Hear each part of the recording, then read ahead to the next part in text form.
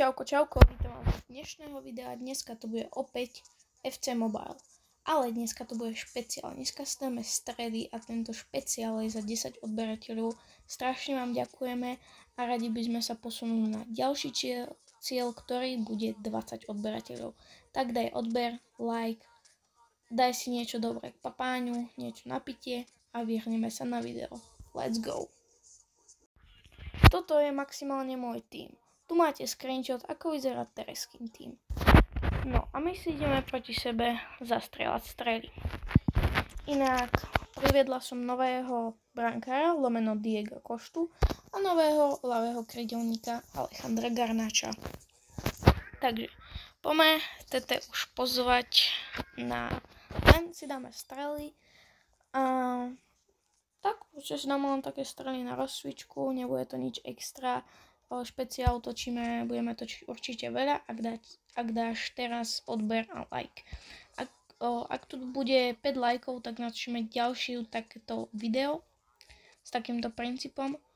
Dúfam, že sa vám minulé video gartic.io páčilo. Mne sa osobne veľmi páčilo, bolo tam veľmi vtipných momentov a dúfam, že sa vám veľmi páčilo. Samozrejme, my už ideme na zápas. Čau. Let's go.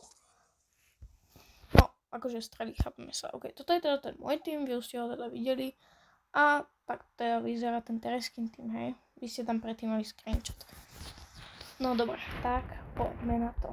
Takže Vlahovič, sekne, sekačky, Phil Foden, kľúčečka. Velice ve stylu. Jaká peterica, kamaradičku. Martin Odegaard. Ten, keď som hrala za kamerou, tak dal nožnice. Takže very nice. Garnacho. Let's go, 2-1, musíme toto vyhrať. Garnacho teraz zapochyboval. OK. Pošleme to tadiaľto. Kamo to vás veľmi zlé.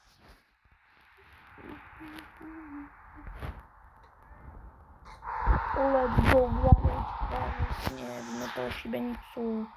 Teraz tu je Phil Foden, ktorý má neuveriteľnú rýchlosť a neuveriteľné kľúčky. Phil Foden! Takú petelicu tam kamoško poslal, že to nevie poslať ani nejaký Lionel Messi. OK. Mujro, let's go, Mujro 3. 5 vyhrávané, let's go. Alejandro Garnačo, ten sekne a pošle tam úplnú petelicu. Kámo, presne tá spojka, Rio. Ale akože, celkom tak.